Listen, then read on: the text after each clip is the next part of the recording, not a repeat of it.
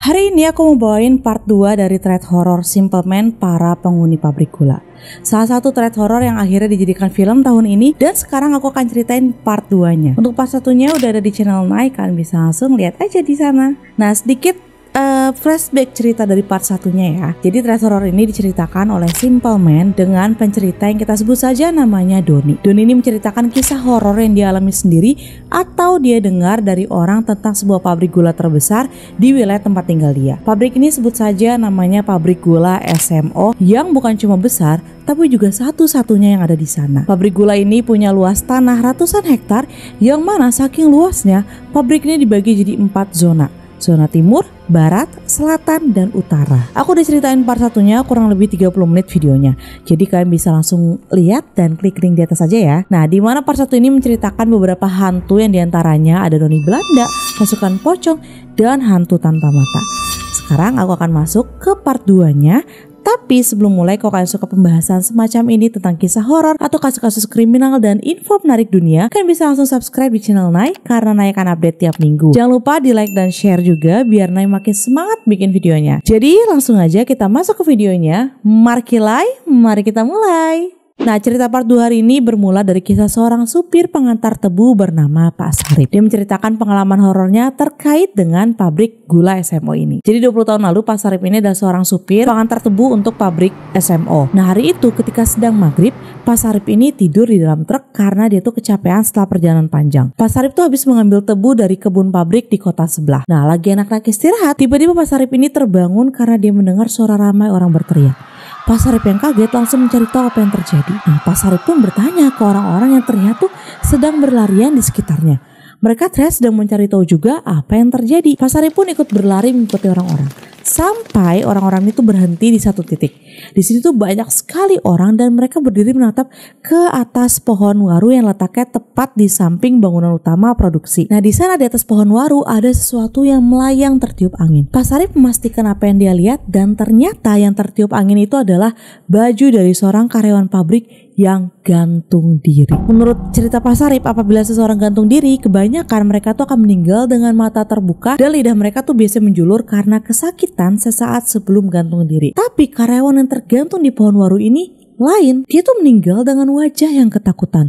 Sebegitu ketakutannya sampai wajahnya ini tegang, mengeras, seolah-olah dia itu sedang menerima teror yang teramat mengerikan sampai membuatnya memutuskan untuk gantung diri. Pak Sarip sendiri bercerita kalau sejak kecil dia memang sensitif terhadap hal-hal goib. Dia tuh bahkan pernah ditemani pocong katanya ya di alas purwo ketika dia tuh sedang menyetir dan menurutnya ya itu biasa aja. Dia nggak takut gitu loh. Tapi yang Pak Sarip rasakan sore itu hawanya tuh berbeda. Hawanya nggak biasa, seperti ada sesuatu yang sangat menakutkan. Pak Sarip menegaskan bahwa demit yang ada di pabrik ini bukan sekedar demit. Karena katanya siapa yang berani melihat si raja demit yang ada di pabrik ini, maka nyawa adalah taruhannya. Pak Sarip juga bercerita bahwa di dalam pabrik tua itu ada sesuatu yang tak kasat mata. Sebuah kerajaan yang keberadaannya hanya bisa dirasakan oleh mereka yang peka. Sejak pertama kali menginjakan kaki di sana, Pak Sarip tuh udah merasakan suasana yang berbeda. Soal ada kekuatan lama yang masih berdiam di tempat itu.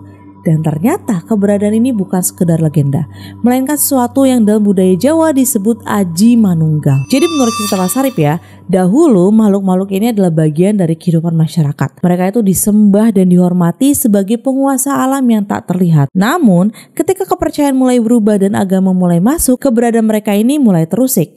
Mereka yang dulunya memiliki tempat khusus kini tercerai-berai, menghilang dari pusat peradaban manusia dan menyebar ke tempat-tempat terpencil. Nah, istilah Manunggal ini itu cuma kiasan yang menggambarkan bahwa mereka telah hidup jauh lebih lama daripada kita manusia. Pak Sarip juga menambahkan bahwa raja dari para makhluk ini bukanlah penghuni asli tanah tersebut. Nah, sekarang kita akan balik ke kisah Doni lagi ya, si pencerita di part 1. Nah, kalian masih inget gak kejadian ketika Doni dan Endah masuk ke pabrik untuk ngejar layangan? Nah, buat refresh sedikit, jadi waktu Doni dan Endah ini masuk ke pabrik, mereka ini hampir aja ketemu dengan si Raja Demit. Doni tuh seperti disasarin di dalam pabrik dan Endah dikerjain sama penghuni pabrik sampai kakinya ini pincang. Nah, udah inget ya? Jadi beberapa waktu setelah kejadian itu, keluarga besar Doni ini berkumpul gitu ya. Nah, ketika sedang berbincang-bincang, Deno yang merupakan omnya si Doni dan juru kunci desa lalu mengatakan ke Doni, "Udah, tenang aja, nggak akan ada lagi yang gangguin kamu." Nah, di sini Doni penasaran akhirnya menanyakan tentang kerajaan Demit yang dulu pernah disebutkan oleh Deno.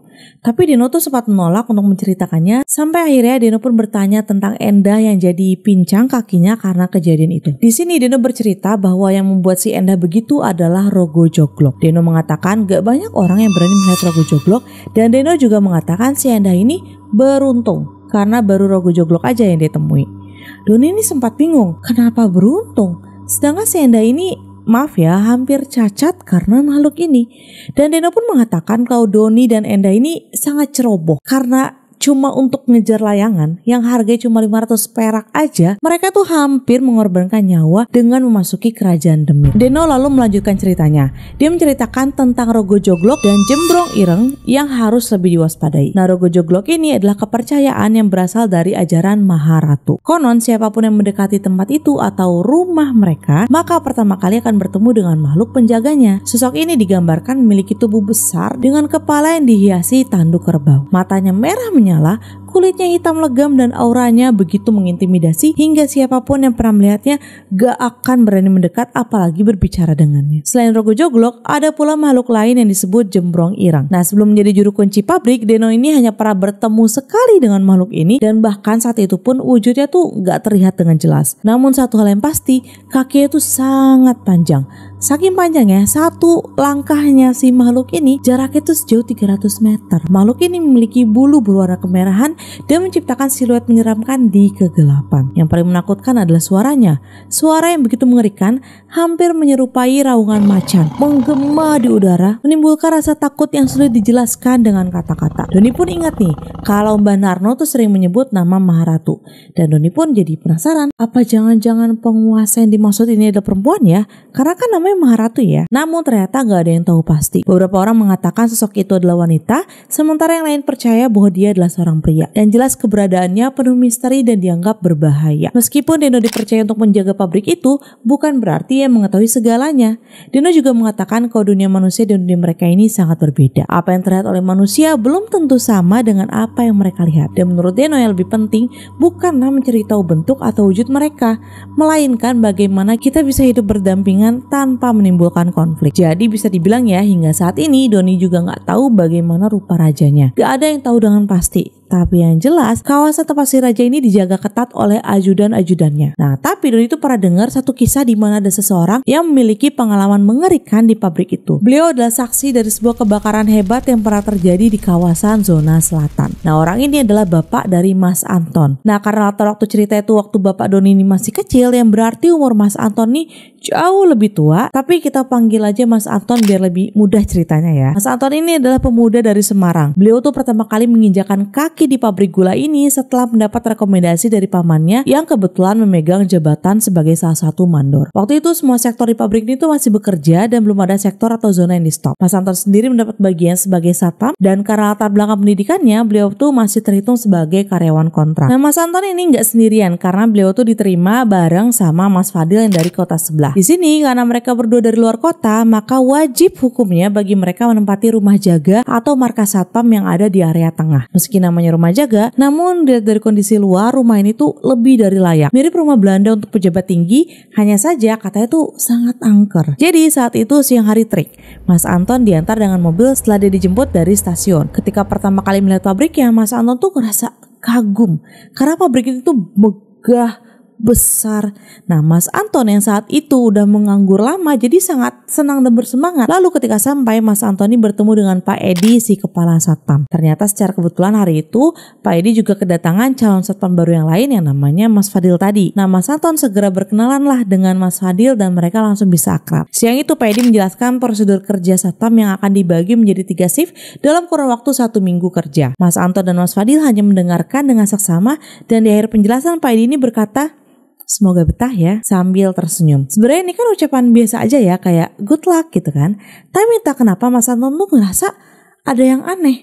Cuma dia penuh sendiri aja gitu. Nah, lanjut lagi, Pak Edi juga menjelaskan ada 7 satpam yang saat ini bertugas dengan jam kerja yang sudah diatur, termasuk jam kerja Mas Anton dan Mas Fadil yang akan segera diberitahu. Untuk tempat tinggalnya, Pak Edi mengajak berkeliling di markas satpam yang menyerupai rumah itu. Semua fasilitasnya sangat lengkap, tapi rumah itu kelihatan kosong.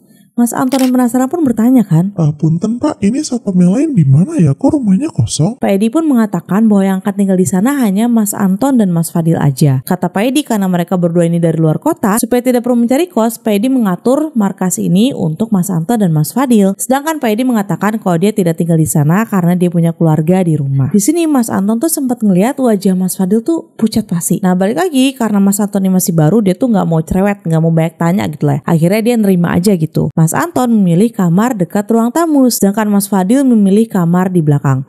Rupanya ada alasan kenapa Mas Fadil memilih kamar itu. Apa itu alasannya? Nanti kalian akan paham ya. Jadi aku lanjut lagi ceritanya. Karena bosan, Mas Anton menghampiri Mas Fadil ke kamarnya.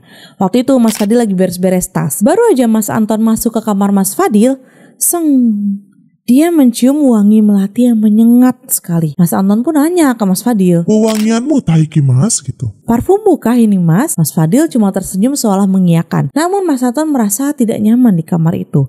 Dan Mas Anton pun basa-basi lagi dengan mengatakan, Aneh loh Mas, kok markas sapi iki gak ono sing nggoni? Iki kan fasilitas pabrik, lumayan hemat duit kos. aneh ya Mas, kok markas sebagus ini gak ada yang nempatin? Padahal ini kan fasilitas pabrik, lumayan hemat uang kos. Di sini Mas Fadil nggak menjawab dan dia cuma tersenyum mengiyakan. Nah Mas Anton berpikir mungkin Mas Fadil ini orangnya introvert kali ya, dia pemalu gitu, pendiam. Atau jangan-jangan dia menyembunyikan sesuatu. Nah sore harinya Pak Edi datang.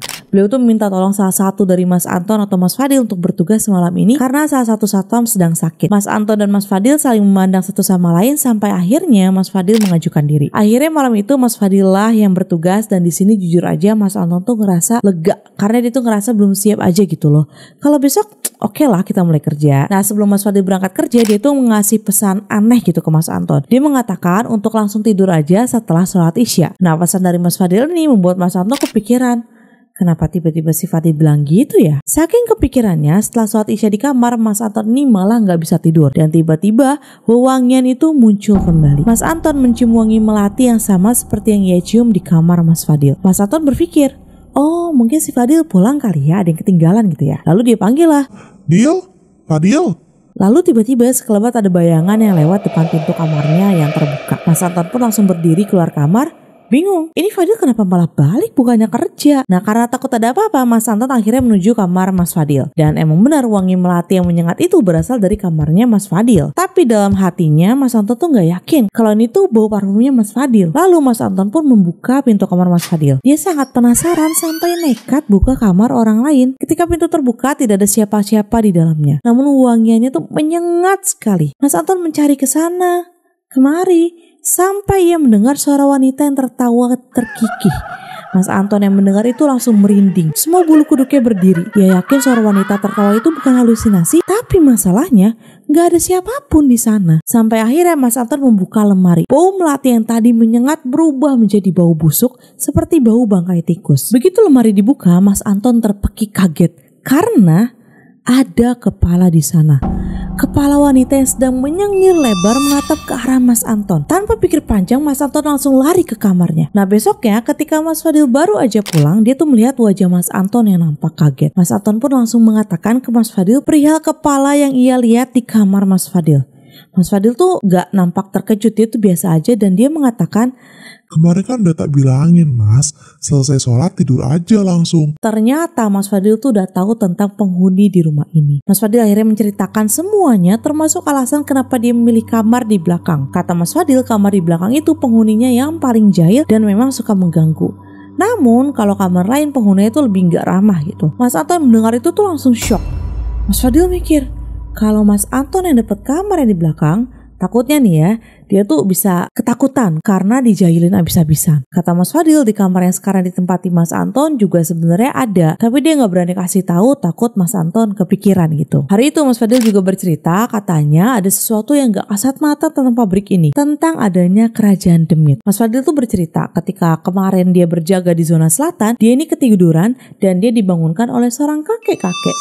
Sekali lihat Mas Fadil nih tahu kalau kakek-kakek ini bukan manusia. Tapi Mas Fadil juga tahu kalau nggak ada energi negatif pada diri kakek-kakek itu. Ditanyalah sama Mas Fadil, di mana rumah si kakek ini, dan Mas Fadil juga menjelaskan kalau nggak ada niat mengganggu. Dan si kakek ini menunjuk ke sebuah pohon gede dan mengatakan itu adalah rumahnya. Lalu si kakek menjelaskan segalanya. Rupanya sang kakek ini tertarik dengan Mas Fadil karena menurut si kakek Mas Fadil adalah orang yang berilmu karena Mas Fadil emang mempelajari kebatinan sejak kecil. Namun perlu digarisbawahi bahwa ada beberapa penunggu di sana yang sangat membenci orang seperti Mas Fadil. Yang jadi masalah adalah yang benci dengan orang berilmu kebatinan ini adalah para panglima di kerajaan Demit ini. Mas Fadil langsung tahu maksud si kakek itu. Si kakek menasihati kalau ada beberapa titik di mana Mas Fadil tidak boleh sering-sering ke sana, termasuk titik di mana ia sekarang sedang tidur. Rupanya tempat ia tidur itu adalah tempat singgah si panglima, dan panglimanya sendiri adalah 6 macan putih. Namun saat ini mereka hanya mengamati saja, tidak mengganggu.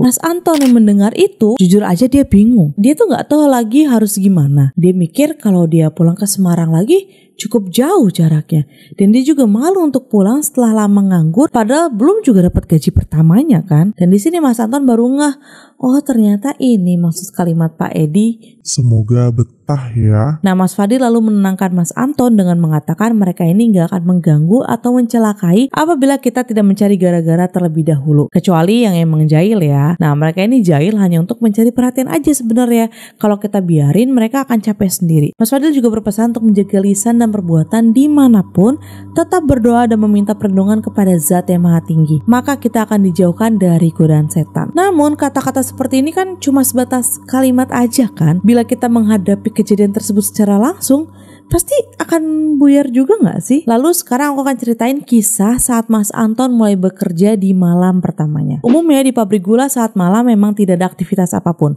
kecuali satpam yang bertugas dan beberapa karyawan yang memiliki kepentingan. Mas Anton mendapatkan tugas untuk mengecek sektor 6 dan 7 yang berada di zona produksi. Dia menggunakan sepeda ontel untuk memeriksanya, dan ketika sedang mengendarai sepeda, dia tuh merasa sepeda yang dia kendarai lebih berat dari yang dia kira. Di sini Mas Anton mulai membaca ayat-ayat suci dan sepedanya kembali normal.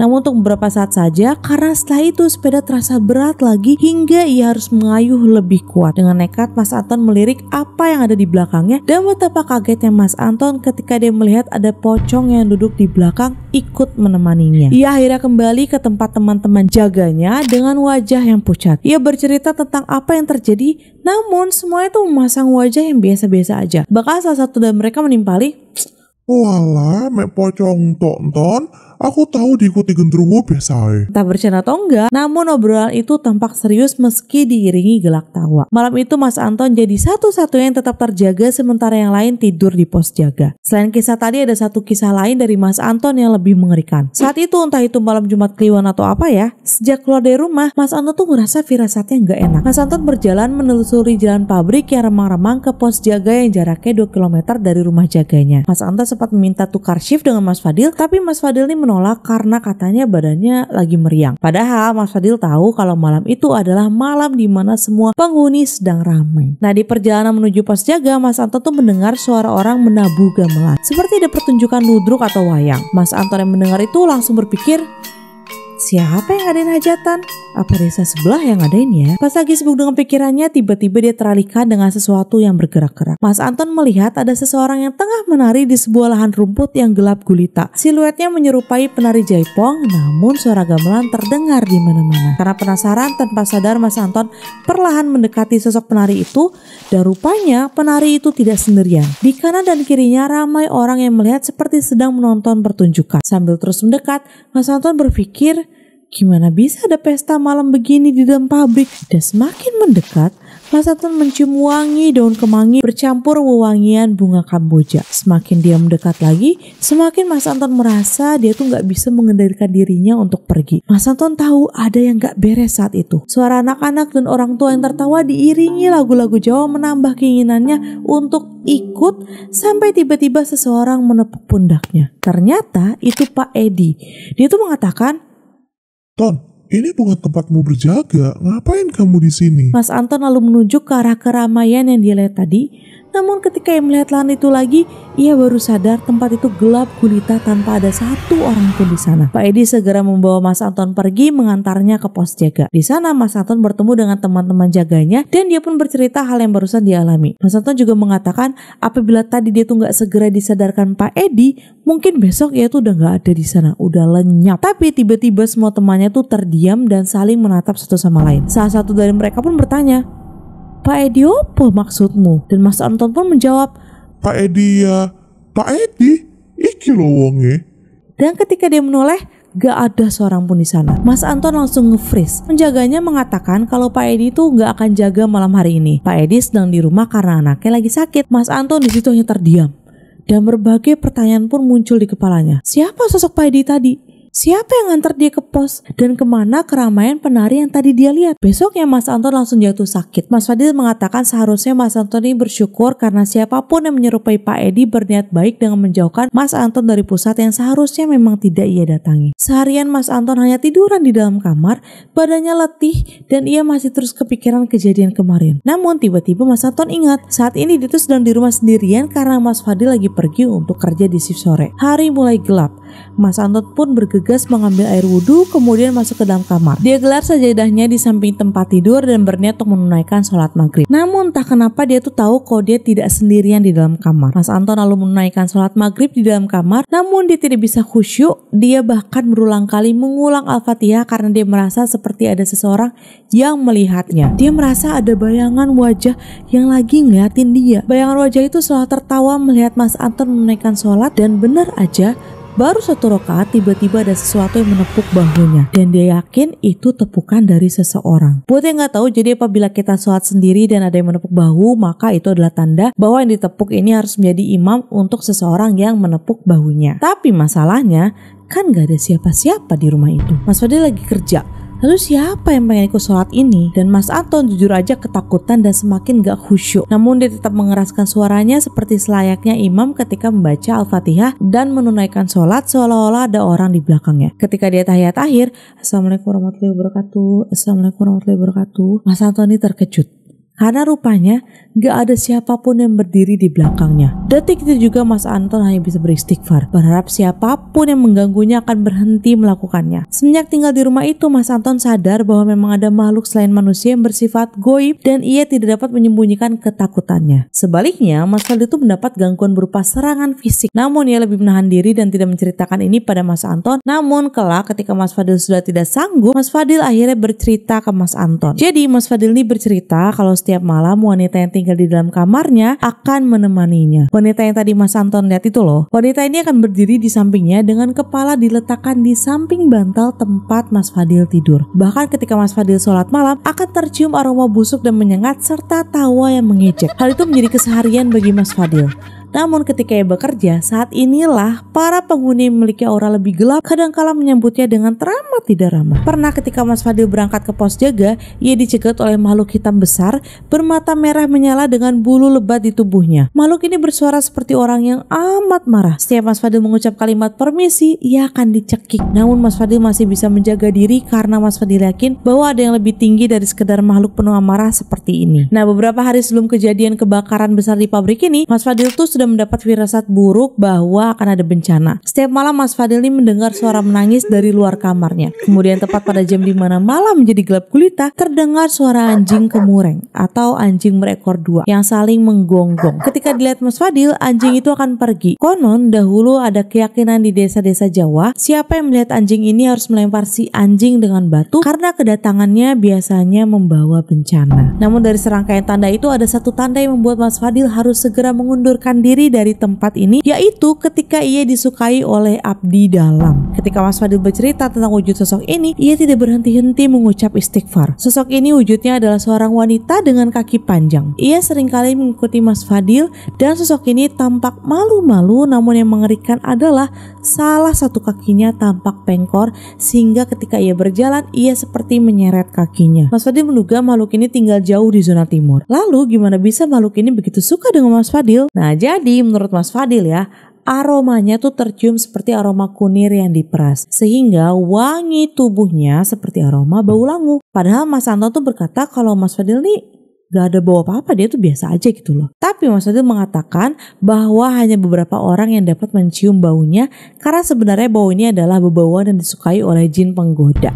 Bau inilah yang membuat Mas Fadil diikuti terus oleh sosok wanita tadi. Jadi karena Mas Fadil mendalami ilmu kebatinan, sejak dulu banyak jin yang sebenarnya ingin menjadi bagian dari Mas Fadil. Namun Mas Fadil menolak karena itu adalah awal dari kesyirikan. Mas Fadil mengatakan alasan dia mempelajari ilmu kebatinan hanya untuk menjaga diri dari mara bahaya, bukan untuk mendapatkan ilmu yang kelak akan menyusahkan raga manusia ketika mati nanti. Nah balik lagi, jadi sosok wanita tadi terus menggoda Mas Fadil. Mas Fadil akhirnya memutuskan resign karena apabila ia terus berada di sini, maka itu akan membahayakan dirinya. Apalagi ketika di salah satu mimpinya, Mas Fadil melihat gurunya yang sudah meninggal menyuruhnya untuk pulang dan membuka ladang. Ketika Mas Fadil pamit, dia mengatakan ke Mas Anton untuk tetap dekat dengan yang kuasa dan jangan pernah hiraukan mereka. Namun, disinilah awal dari tanda-tanda bencana bermunculan. Sedikit cerita tentang pabrik gulanya ya. Pada umumnya, pabrik gula itu tidak akan menjadwalkan untuk masuk di shift malam. Ini termasuk untuk karyawan. Namun ada sebuah pengumuman baru di mana akan diberlakukan shift malam bagi para pekerja. Anehnya, para pekerja yang dimaksud adalah pekerja yang bukan berasal dari karyawan pabrik, melainkan karyawan borongan. Dan Mas Anton mendapat instruksi untuk mulai fokus berjaga di pos selatan, di mana nanti zona inilah yang akan bertugas memproduksi gula di shift malam. Setiap malam Mas Anton kepikiran akan hal ini karena pada umumnya pabrik gula akan mulai sibuk saat kemarau, di mana produksi tebu melimpah ruah sebagai bahan baku gula yang akan diproduksi. Yang jadi masalah, untuk apa pabrik ini mempekerjakan borongan pada musim hujan? Setiap kali Mas Anton bertanya kepada Pak Edi cuma menjawab, ya nggak tahu saya. Nah disinilah semua ini seolah menjadi beban pikiran Mas Anton. Rupanya firasat Mas Anton semakin lama semakin mengganggu, ditambah setiap malam Mas Anton mendengar ada hal yang nggak beres. Suatu malam ada yang menggedor-gedor pintu rumahnya. Di sini Mas Anton sampai bingung, siapa yang bertamu malam-malam begini? Meski sudah diacuhkan, ketukan pintu terus terdengar. Karena penasaran, Mas Anton pun mengintip dari celah jendela utama di ruang tamu. Namun gak ada siapapun di sana kecuali kegelapan kosong di halaman rumah. Akan tetapi ketukan itu akan terdengar lagi dan lagi setiap Mas Anton berada di dalam kamar. Semua orang Jawa tahu akan sebuah pertanda yang bernama dayok atau berarti tamu. Bila seseorang mengetuk pintu namun tak ada siapapun di sana, hal itu bisa menjadi pertanda akan terjadi sesuatu. Hari itu juga Mas Anton sampai menunaikan sholat malam karena firasatnya terus mengganjal pikirannya. Dan benar saja, di samping jendelanya Mas Anton mendengar suara anak-anak kecil tampak sedang bermain di sini. Mendengar suara anak kecil adalah suatu pertanda yang paling buruk. Karena konon dalam sejarah tanah Jawa, anak-anak adalah simbol kepolosan dan mendengar suara mereka adalah arti dari sebuah ajal yang kian dekat. Pagi harinya Mas Anton mendapatkan kabar kalau orang tuanya sedang sakit. Mendengar itu Mas Anton meminta izin untuk pulang, namun ditolak oleh Pak Edi dengan alasan pabrik sedang kekurangan tenaga penjaga. Sedangkan jadwal tugas dimulai malam ini. Karena tidak ada pilihan, Mas Anton pun bekerja seperti biasa. Sejak sore Mas Anton merasa akan ada yang terjadi dalam waktu dekat. Namun setiap yang memikirkan apa, seolah-olah yang ditakutkan ini nampak nggak jelas. Di malam harinya ia melihat para pekerja borongan yang rupanya berasal dari luar kota. Ketika Mas Anton berjaga, ia seperti mendengar suara. Sebuah suara seseorang yang tengah berteriak-teriak minta tolong. Namun gak ada wujud apapun di hadapannya, hanya pos penjaga di mana beliau melihat aktivitas dan suara mesin para pekerja. Mas Anton sempat bertanya di mana para karyawan pabrik. Maksudnya itu karyawan pabrik yang asli ya, yang bukan pekerja borongan. Karena nggak ada satupun karyawan pabrik, padahal seharusnya ada mereka. Jadi karyawan pabrik ini tuh tugasnya jadi tenaga ahli gitu, jadi kayak pengawas. Dan semua keganjilan ini rupanya terjawab pada malam keempat. Malam itu Mas Anton didatangi seorang wanita tua. Wanita tua ini mengatakan bahwa ia tersesat, namun Mas Anton tahu ada sesuatu yang aneh. Gimana bisa seorang wanita tua tersesat di dalam pabrik? Ditambah lagi, wanita tua itu mengatakan sesuatu yang membuat Mas Anton bergidik ngeri. Wanita tua itu mengatakan, "Tumbal kanggo Maharatu." Mas Anton yang kaget dan ketakutan izin pamit dari hadapan wanita tua ini. Dan hari itu Mas Anton meminta izin untuk tidak bekerja satu malam yang awalnya ditolak sama Pak Edi. Tapi Pak Edi tuh melihat kondisi Mas Anton yang benar-benar tidak dapat dipaksa bekerja. Dan disinilah petaka itu terjadi. Pada pukul 2 dini hari terdengar ledakan keras dari suara mesin yang tengah beroperasi. Anehnya, harusnya tuh pintu tidak tertutup. Namun malam itu seolah-olah pintu tertutup dan terkunci dengan sendirinya. Api mulai menyebar dan membakar gedung. Pekerja borongan yang terjebak di dalam gedung akhirnya terpanggang hidup-hidup dan Mas Anton yang mendengar nyala api dari halaman rumahnya langsung segera menyusul. Ketika sampai di sana, ia hanya bisa menatap kosong ke arah gedung itu. Gedung itu habis dilalap api dan dapat terdengar suara teriakan meminta tolong dari dalam. Setelah kejadian itu, Mas Anton meminta izin untuk resign, namun ditolak oleh Pak Edi. Setelah dibujuk lama, Mas Anton akhirnya bertahan, namun ia tidak mau lagi tinggal di rumah yang disediakan oleh pabrik itu. Karena semenjak kejadian kebakaran itu, setiap ia tidur, suara minta tolong terus terngiang-ngiang seperti menghantuinya. Gak cuma itu aja, zona selatan pun mulai ditutup dan menjadi tempat satu-satunya yang terbengkalai. Yang diingat Mas Anton dari peristiwa itu, gedung-gedung di sana yang bekas kebakaran konon selalu ramai oleh suara tawa, tangis, bahkan teriakan kadang menggema. Bila dilihat dari luar, energinya benar-benar negatif. Sejauh yang Mas Anton tahu, kabarnya pekerja borongan itu baru saja didatangkan oleh pemilik pabrik bukan untuk mengejar target produksi, melainkan sebagai tumbal untuk Raja Demit yang sebelumnya baru saja mengundang para tamunya. Nah, di sini Mas Anton jadi teringat saat malam ia melihat keramaian di pusat. Ingat gak yang Mas Anton melihat ada wanita menari-nari? Di sini Mas Anton merasa, apa ini berhubungan satu sama lain ya? Apakah itu tamu-tamu dari kerajaan Demit yang sedang dihibur? We never know. Mas Anton akhirnya meninggalkan rumah itu meski kenangan buruk akan terus tertanam dalam batinnya. Yang Mas Anton tahu apapun yang telah terjadi, ia berharap kejadian seperti itu tidak akan terjadi lagi. Nyawa manusia tetaplah sama berharganya dari apapun. Terkadang manusia bisa menjadi lebih jahat bahkan dari iblis sekalipun. Terlepas dari rumor itu, Mas Anton berharap korban kebakaran akan tenang di tempat yang seharusnya mereka berada. Itu dia cerita part 2 hari ini. Panjang ya, kayak jadi 30 menitan juga deh video ini. Mana bagian cerita ini yang paling mengerikan menurut kalian? Tulis komennya di bawah ya. By the way, kayaknya aku akan buat part selanjutnya karena ini aja videonya udah lumayan panjang ya. Buat yang tahu tempat pabrik ini, tolong jangan di-share, jadi keep it for yourself aja. Dan sekian video hari ini. Kalau ada cerita atau kisah horor menarik lain yang kalian mau aku ceritain, bisa tulis di kolom komentar. Dan kalau ada request untuk next video, bisa banget tulis di bawah atau DM IG-ku @nadiarahmatin atau TikTok @diceritain.nay. Sekian video hari ini, semoga kalian suka dengan cara Nay menyampaikan ceritanya. Jangan lupa subscribe biar Nay semakin semangat bikin video. Sampai ketemu lagi minggu depan. Bye bye.